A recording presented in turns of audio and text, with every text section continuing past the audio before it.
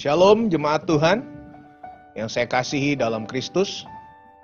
Saya percaya setiap kita masih di dalam berkat dan kemurahannya Tuhan. Mari saya mengundang setiap jemaat untuk kita berdoa bersama.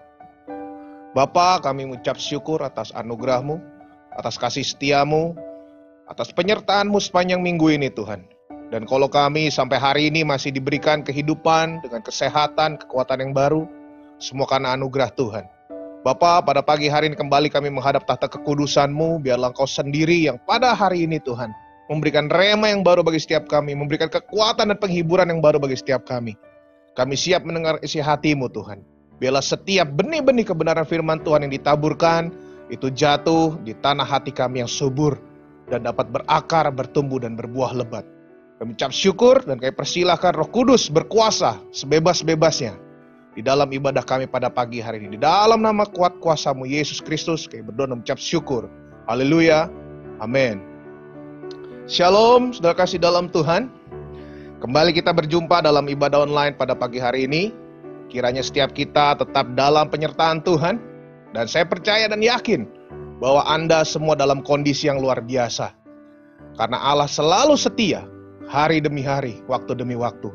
Saudara kasih dalam Tuhan, pada pagi hari ini kita akan berbicara mengenai musim kehidupan. Ya, ada satu ayat firman Tuhan yang diambil dari Pengkhotbah 3. Ayat yang pertama bunyinya seperti ini, saudara kasih dalam Tuhan. Saya akan membacakan untuk setiap kita. Untuk segala sesuatu ada masanya. Untuk apapun di bawah langit ada waktunya. Nah, saudara kasih dalam Tuhan, saya yakin dan percaya bahwa apapun dan setiap musim seperti apapun yang datang dalam kehidupan kita, tidak ada faktor kebetulan, saudara kasih dalam Tuhan. Saya yakin dan percaya semua adalah dalam kehendak Tuhan, saudara kasih dalam Tuhan. Apapun yang terjadi di dalam kehidupan kita, ini selalu ada tujuan ilahi Allah di dalamnya. Tidak ada faktor kebetulan, tidak ada faktor iseng, saudara kasih dalam Tuhan. Ya, dan di kitab Pengkhotbah 3 ayat yang pertama ini untuk kata masa, di sini kan dikatakan untuk segala sesuatu ada masanya. Nah, kata masa tersebut biasanya di dalam bahasa Ibrani digunakan kata et atau moed. Namun pada ayat ini, pada nats ini, dia menggunakan kata zaman, saudara kasih dalam Tuhan. Apa itu zaman? Nah, zaman secara khusus didefinisikan seperti ini kurang lebih, saudara kasih dalam Tuhan. Ini menunjuk kepada suatu waktu, ya, suatu waktu yang sudah ditentukan Allah dan kesempatan-kesempatan yang akan Allah berikan bagi setiap umatnya. Nah, kalau kita sering mendengar kata kairos, ini kairos adalah terjemahan dalam bahasa Yunani dari kata zaman, saudara kasih dalam Tuhan. Nah, clear sampai sini karena kita harus mengerti setiap kata yang kita ucapkan supaya kita, kalau kita lebih mengerti, kita lebih dapat merasakan berkatnya di dalam kehidupan kita, saudara kasih dalam Tuhan. Nah, kata masa yang digunakan kata zaman, dan di nats ini dikatakan di kalimat yang terakhir, untuk apapun di bawah langit ada waktunya. Nah, di sini ada kata waktu, saudara kasih dalam Tuhan. Nah, waktu menggunakan kata et seperti yang tadi saya bilang, saudara kasih dalam Tuhan. Nah, apa sih et? Ini berarti waktu dari sebuah peristiwa atau kejadian untuk segala sesuatu. Tetapi kata waktu juga punya pengertian adalah segala sesuatu ada pengalaman. Ya, garis bawahi kata pengalaman, saudara kasih dalam Tuhan. Ada pengalaman. Pengalaman ini adalah suatu hal yang tidak bisa kita dapat dengan mudah, saudara kasih dalam Tuhan. Terkadang untuk mendapatkan sebuah pengalaman, kita harus bersusah-susah dulu. Kadang-kadang kita harus meneteskan air mata, saudara kasih dalam Tuhan. Ya, kadang-kadang kita harus menanggung beban yang cukup berat mungkin bagi kita. Tapi saya yakin dan percaya kita semua ditolong Tuhan. Tapi saya yakin dan percaya kita semua dimampukan Tuhan untuk melewati masa-masa yang sulit akhir-akhir ini, saudara kasih dalam Tuhan. Haleluya. Jadi kata masa menggunakan kata zaman, kata waktu menggunakan kata et. Saya review sekali lagi, saya ulang sekali lagi supaya kita semua sedikit lebih mengerti, saudara kasih dalam Tuhan. Zaman ini lebih mengacu kepada waktu yang sudah ditentukan Allah dan kesempatan-kesempatan yang akan Allah berikan. Sedangkan et itu adalah setiap kejadian yang sudah Allah tetapkan, di dalamnya mengandung pengalaman ilahi, saudara kasih dalam Tuhan. Dan zaman di dalam bahasa Yunani kita kenal sama-sama namanya kairos, saudara kasih dalam Tuhan. Waktu Tuhan. Amin. Nah, pagi hari ini kita bicara tentang musim kehidupan. Kita tidak akan jauh daripada ini, saudara kasih dalam Tuhan. Apapun yang terjadi di bawah langit, tidak ada faktor kebetulan. Saya sekali lagi tekankan. Ada waktu atau musim yang telah Tuhan tetapkan, sehingga sebuah peristiwa atau sebuah kejadian itu dapat terjadi dalam kehidupan kita, saudara kasih dalam Tuhan. Di dalam King James Version, saya akan sedikit membahas tentang ini, saudara kasih, karena di dalam literatur, dalam penulisannya secara literatur sedikit berbeda. To everything there is a season, and a time to every purpose under the heaven. Nah, kata yang mau saya tekankan di dalam King James Version ini adalah to every purpose under the heaven. Maksudnya adalah untuk apapun yang terjadi di dalam kehidupan Anda dan saya, selalu ada tujuan Tuhan di dalamnya. Selalu ada maksud yang tersirat di dalamnya. Makanya setiap kita lebih baik untuk memperbesar ekspektasi pengiringan kita akan Tuhan. Jangan pernah kita berpikir dengan mengikuti Kristus, kita akan mendapatkan semua kemudahan-kemudahan dari Tuhan. Kita nggak perlu merasakan kesakitan, kita nggak perlu menerima proses. Ya, semua serba instan karena Tuhan memberkati, Tuhan mencukupi, Tuhan menolong. Betul, saudara kasih dalam Tuhan. Tapi ingat, Tuhan juga menghendaki setiap kita masuk di dalam proses. Karena proses itulah yang akan membuat diri kita semakin sempurna sampai serupa dengan dirinya, saudara kasih dalam Tuhan. Dan itu adalah goal besar kita. Jangan sampai kita lupa daripada itu. Nah, to every purpose under the heaven, untuk apapun yang terjadi di dalam kehidupan kita, selalu ada tujuan Allah di dalamnya. Selalu ada destiny Tuhan di dalamnya. Selalu ada maksud yang Tuhan siratkan di dalam setiap musim dalam kehidupan kita. Nah, mari kita bahas lebih dalam dari ayat ini, saudara kasih dalam Tuhan. Jadi kata tujuan dalam bahasa Ibrani-nya adalah hepes, saudara kasih dalam Tuhan. Ya, makna dari hepes tersendiri adalah tujuan atau maksud Tuhan yang besar yang akan digenapi di dalam kehidupan Anda dan saya sebagai umat pilihannya. Tidak ada yang sekedar iseng atau tidak ada yang sekedar kebetulan. Itu juga berarti bahwa semuanya adalah satu hal yang berharga di dalam kehidupan kita yang dapat kita pelajari, saudara kasih dalam. Ya, saya ulang sekali lagi, hepes punya maksud seperti ini. Tujuan yang Tuhan sudah tetapkan itu di dalamnya mengandung pengalaman-pengalaman, mengandung sebuah keberuntungan, mengandung berkat, ya, mengandung pemurnian yang akan kita capai di hari-hari ke depan. Tentunya melalui proses, tetapi setelah proses ini selesai, akan ada janji Tuhan yang digenapi. Ya, ada suatu berkat sukacita besar yang akan kita terima. Hanya saja Anda dan saya perlu sebuah ketahanan rohani. Anda dan saya perlu kekuatan yang datang daripada Tuhan.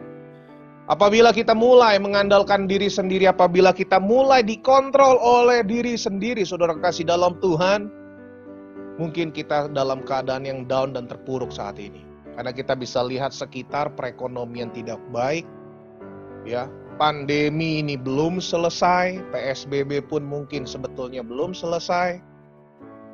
Masih banyak negara-negara yang belum bisa mengatasi virus ini, saudara kasih dalam Tuhan. Bahkan virus-virus mulai berevolusi, lebih ganas dikatakan. Saya beberapa hari belakangan ini pantau berita yang terjadi di global, di dunia ini, saudara kasih, mulai terbit. Mulai ada berita-berita, nggak tahu ini hoax apa enggak sih, Cuma ya nggak ada salahnya kalau kita antisipasi, saudara kasih dalam Tuhan. Ada virus yang lebih ganas lagi daripada COVID-19. Dan namanya apa saya lupa gitu, susah.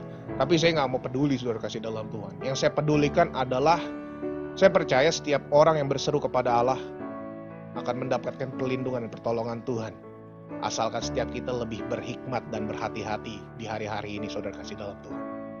Ya, baik, kita akan kembali kepada firman Tuhan. Saya mau memberitahukan pada setiap kita pada pagi hari ini, saya mau menekankan bahwa setiap musim yang datang dalam kehidupan kita tidak akan pernah bertujuan untuk menghancurkan Anda dan saya.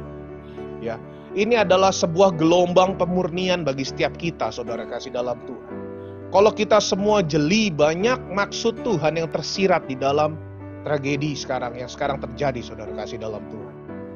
Ini kembali mengingatkan bahwa apapun yang kita miliki, ya, baik kenalan, baik upaya, baik usaha, uang, jabatan, pengaruh, ya, itu semua terbatas, saudara kasih dalam Tuhan.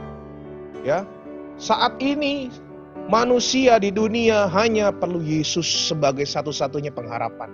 Dalam Tuhan, kalau saya mau sampaikan, ya, semua terbatas. Hampir ekspor impor, wah, tertahan lama sekali, saudara kasih dalam Tuhan. Ya, perekonomian sudah mulai, apalagi saham, saudara kasih dalam Tuhan. Oh, itu udah nggak bagus banget, berbahaya sekali. Kalau ini terus, mungkin kita lockdown terus dilanjutkan, mungkin perekonomian bisa mati, saudara kasih dalam Tuhan. Tapi mulai muncul new normal, ya. Saya tertarik dengan kata new normal, saudara kasih dalam Tuhan. Tertariknya gini, sebetulnya kalau kita semua jeli, kalau kita semua ingat, Anda sudah mulai memasuki new normal dari sejak pertama kita semua menerima Yesus Kristus. Coba. Saudara kasih dalam Tuhan, pertama Anda mengenal Yesus, Anda menerima Yesus, Anda berdoa seperti Tuhan, saya terima Engkau sebagai Tuhan. Satu-satunya Tuhan dan Juru Selamat secara pribadi.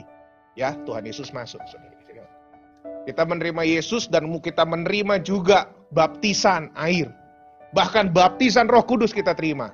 Ya, itu kita sudah harusnya masuk new normal, saudara kasih dalam Tuhan. Kita masuk dengan kebiasaan-kebiasaan yang baru, tapi kita harus lalui secara normal, saudara. Maksudnya begini, kebiasaan atau keinginan daging kita, itu sudah harus mulai dikikis. Karena new normal ini kita sudah hidup tidak menurut dengan apa yang daging kita kehendaki, tetapi Yesus yang sudah kita kenakan, Yesus yang sudah kita terima, ini kita pakai, kita lakukan. Kita mulai implikasikan karakter Kristus, ya. Ini new normal, saudara kasih dalam Tuhan. Jadi jangan kaget kalau kita mungkin hari-hari ke depan harus terbiasa dengan new normal. Karena saya mau ingatkan pada setiap kita pada pagi hari ini, bahwa Anda dan saya sudah harus hidup secara new normal, saudara kasih dalam Tuhan. Dari sejak kita semua menerima Yesus Kristus sebagai satu-satunya Tuhan dan Juru Selamat. Ada amin? Oke, kembali kepada firman Tuhan. Jadi penulis dari kitab Pengkhotbah 3 ini, saudara kasih dalam Tuhan, berusaha menyampaikan sebuah pesan, yaitu kurang lebih seperti ini. Selama saudara dan saya hidup, kita harus paham bahwa peristiwa apapun yang terjadi di dalam kehidupan Anda dan saya, itu berdasarkan waktu atau musim yang Tuhan atau Allah sudah tetapkan, saudara kasih. Ini sudah dirancang, ya. Ini sudah didesain Tuhan. Makanya kita kenal dengan destiny. Kita kenal juga kata purpose, saudara kasih dalam Tuhan. Ini tidak pernah keluar dari rancangan Tuhan. Nah, jadi kita harus sadari betul bahwa itu semua sudah Allah tetapkan.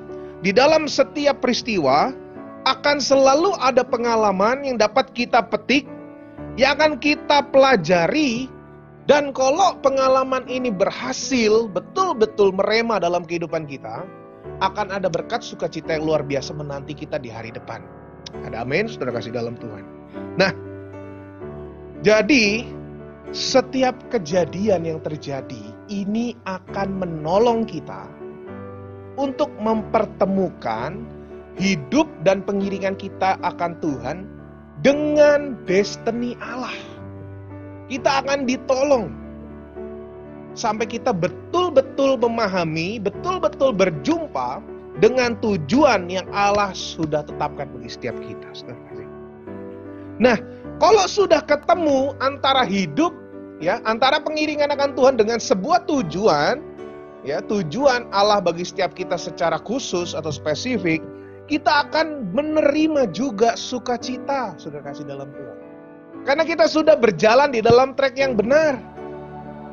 Ya, kita tidak melenceng ke kiri dan ke kanan, tetapi berarti kita sudah mulai tepat kepada sasaran dan tidak hamartia lagi, saudara kasih. Ya, kita tahu hamartia artinya meleset, saudara kasih. Meleset dari sasaran, ya.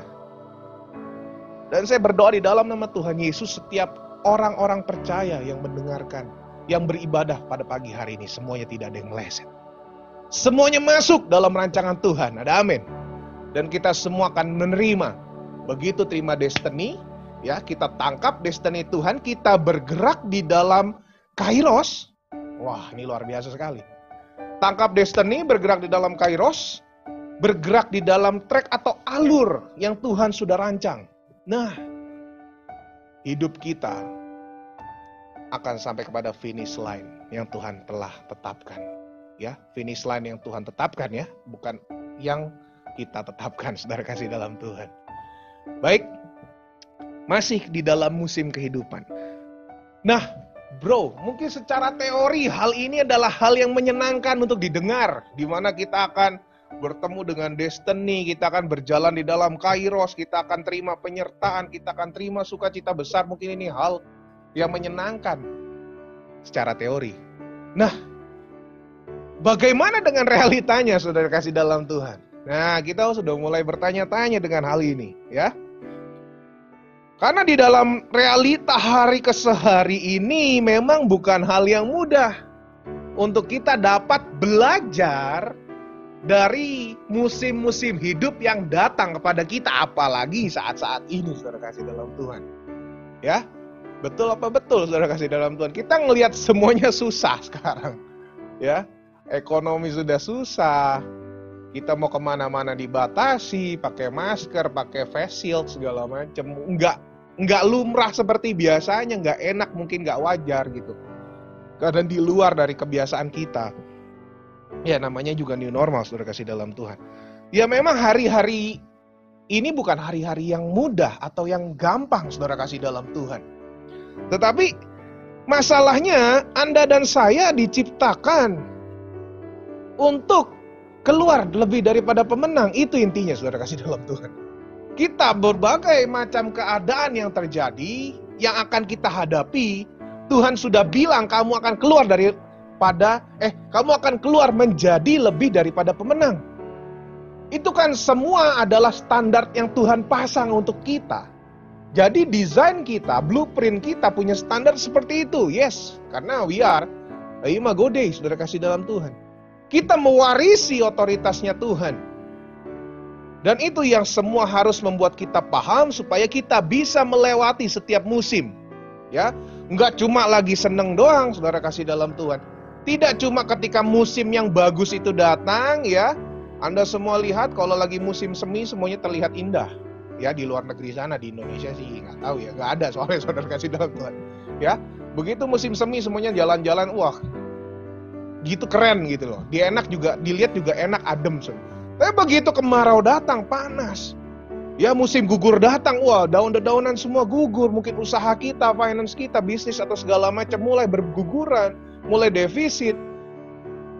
Kayak gitu bagaimana bisa bersyukur, bro? Nah, di sini loh. Saudara kekasih dalam Tuhan, kita ini harus berani tampil beda, saudara. Kita harus berani berpikir out of the box. Di mana semua manusia ketika musim yang tidak baik itu datang mulai menggerutu, mulai mengeluh.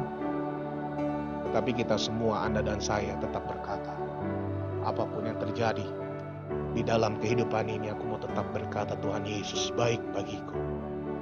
Beranikah setiap kita untuk berkata, mengucapkan kalimat itu, saudara kasih dalam Tuhan? Nah, mari setiap kita lebih mendalami perikop ini. Nah, secara teori memang bukan hal yang menyenangkan atau hal yang mudah untuk kita bisa menyikapi firman ini, saudara kasih dalam Tuhan. Sebab saat kita mengalami sebuah peristiwa atau sebuah musim yang tidak menyenangkan, kita rata-rata akan kesulitan menemukan berkat apa atau pengalaman apa yang bisa saya ambil. Karena gini, begitu masuk musim yang gak enak, mengusik daging, menguji kesabaran, membuat kecewa, ya saudara kasih dalam Tuhan. Kita jadi blind lagi saudara kasih. Dari yang pandangannya sudah jelas kepada destiny Tuhan, mulai masuk kepada musim yang gak enak, kita mulai ditutupi oleh rendah diri. Kita mulai ditutupi mata rohani, kita mulai tertutup dengan kekecewaan, dengan luka batin. Ya, dengan hal-hal dan virus-virus yang mulai iblis susupkan sedikit demi sedikit di dalam kehidupan kita. Nah, kita mulai semakin jauh ekspektasi kita. Ya, kita mulai tidak memikirkan hal-hal yang besar yang Tuhan sudah siapkan, tetapi kita sudah mulai berfokus kepada besarnya masalah. Saudara kasih dalam. Ini akan sedikit demi sedikit kita membuat pengiringan akan Tuhan kita semakin melenceng. Dan kita akan sedikit demi sedikit dibelokkan dari destiny yang Tuhan sudah tetapkan. Ini yang berbahaya. Kalau kita sadar, puji Tuhan, saudara kasih dalam Tuhan. Lebih baik, lebih cepat sadar. Tapi masalahnya, yang sedikit demi sedikit ini kan lama-lama nggak terlalu kelihatan kalau beloknya dikit-dikit, saudara kasih dalam Tuhan ya. Kalau langsung banyak gitu kan kelihatan, oh iya saya sudah berzina. Wah udah saya sudah tidak jujur. Bertobat kembali. Nah yang sedikit demi sedikit ini yang kelihatannya masih rohani tetapi rohana, saudara kasih dalam Tuhan. Mulai menyimpang sedikit demi sedikit. Akhirnya nggak masuk kepada rancangan dan tujuan ilahinya Tuhan. Nah ini yang sayang, saudara kasih. Nah, kalau kita sudah mulai masuk kepada musim-musim yang nggak mengenakan kita, apa yang harus kita lakukan, saudara kasih dalam Tuhan? Saya cuma membagi satu quotes yang diambil dari satu ayat di dalam 1 Petrus 4 ayatnya yang ke-7. Saya akan membacakan untuk setiap kita. Beginilah firman Tuhan, kesudahan segala sesuatu sudah dekat. Karena itu kuasailah dirimu dan jadilah tenang, supaya kamu dapat berdoa. Saudara kasih dalam Tuhan. Sudah berapa kali hamba Tuhan yang lain pun mengatakan demikian, kita sudah berada di penghujung zaman. Ya, bukan permasalahannya kapan Tuhan datang. Tapi saya mau ulang sekali lagi, saudara kasih dalam Tuhan. Siapkah Anda dan saya ketika Tuhan datang? Dan ditekankan di dalam ayat 1 Petrus 4 ayat ke-7 ini, kesudahan segala sesuatu sudah dekat. Karena itu kuasailah dirimu dan jadilah tenang. Self control itu penting. Kita harus bisa menguasai diri kita. Supaya apa? Kita kembali melihat tujuan yang Tuhan sudah tetapkan. Supaya kembali kita dapat melihat kairos yang Tuhan sudah tetapkan. Ya, ketika kita bisa menguasai diri kita, akan muncul sebuah ketenangan batin, saudara kasih. Oh, Jesus. Thank you, Jesus. In everything, circumstances, di dalam setiap keadaan hidup saya, di dalam setiap musim dalam kehidupan saya mau tetap bersyukur kepadamu Tuhan. Ya, berhenti bersungut, ambil waktu tenang, quiet time untuk kita bisa saat teduh, kita minta kekuatan yang baru datang daripada Tuhan. Jadi pertama, pengendalian diri itu penting, saudara. Supaya kita bisa tenang, mendapatkan ketenangan batin. Nah, setelah tenang, doa-doa yang akan kita naikkan kepada Tuhan, itu tajam, saudara. Ya. Itu tepat kepada sasaran, karena kita berdoa berdampingan dengan kehendak Tuhan. Kita berdoa itu nggak ngawur, ya. Kita strict to the point, ya. Kita doa-doa kita itu akan lebih cepat didengar Tuhan. Ketika kita bisa tenang, ketika kita bisa mengendalikan diri kita, ya. Kita berdoa ini di dalam tuntunan Roh Kudus. Jadi berdoa, doa-doa yang dinaikkan semuanya penuh dengan hikmat Tuhan. Ada amin, saudara kasih. Itu yang membuat kita menjadi kuat. Itu yang membuat pengiringan kita akan Tuhan kembali melihat dengan jelas, dengan jernih, destiny yang Tuhan sudah siapkan. Jadi pada pagi hari ini, saudara kasih dalam Tuhan, firman Tuhan tidak saya panjangkan, lebarkan. Kita harus tetap di dalam kairos Tuhan. Ya. Dan kedua, kita harus mampu memetik, mempelajari setiap dari setiap musim dalam kehidupan kita. Enak nggak enak harus ada yang bisa kita jadikan pelajaran, saudara kasih dalam Tuhan. Dan terus pacu iman kita. Pacu iman kita. Supaya kita terus berlari seiring dengan langkah kaki Tuhan, seirama dengan surga. Supaya nama Tuhan tetap dimuliakan di dalam kehidupan kita. Hidup kita tetap berdampak, kita terus kuat sampai kepada garis finish. Finish strong. Bersama dengan Yesus, kita dapat lakukan perkara besar. Tuhan Yesus memberkati kita semua. Kita akan berdoa. Ucap syukur atas kebaikan-Mu. Mengucap syukur untuk berkat dan kasih setiamu. Pada pagi hari ini kami telah menerima rema yang baru yang datang daripada Tuhan.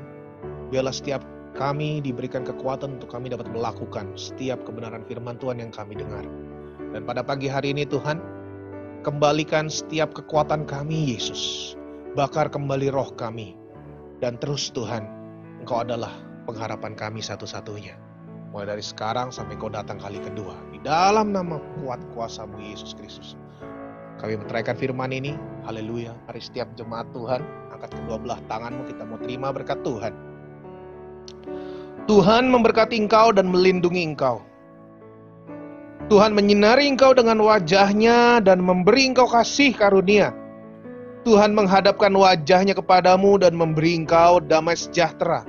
Kekasih-kekasih Kristus, kiranya setiap kita kuat, mulai dari sekarang sampai Tuhan Yesus datang kali kedua. Setiap apapun yang kita kerjakan, setiap apapun yang kita buat, disertai Tuhan. Dan saya percaya di dalam nama Tuhan Yesus, seluruh jemaat Tuhan pada pagi hari ini, semuanya hidup di dalam penyertaan Tuhan. Terima berkat Tuhan, nikmati berkat Tuhan, dan jadilah berkat dimanapun setiap kita semua berada. Haleluya, amin.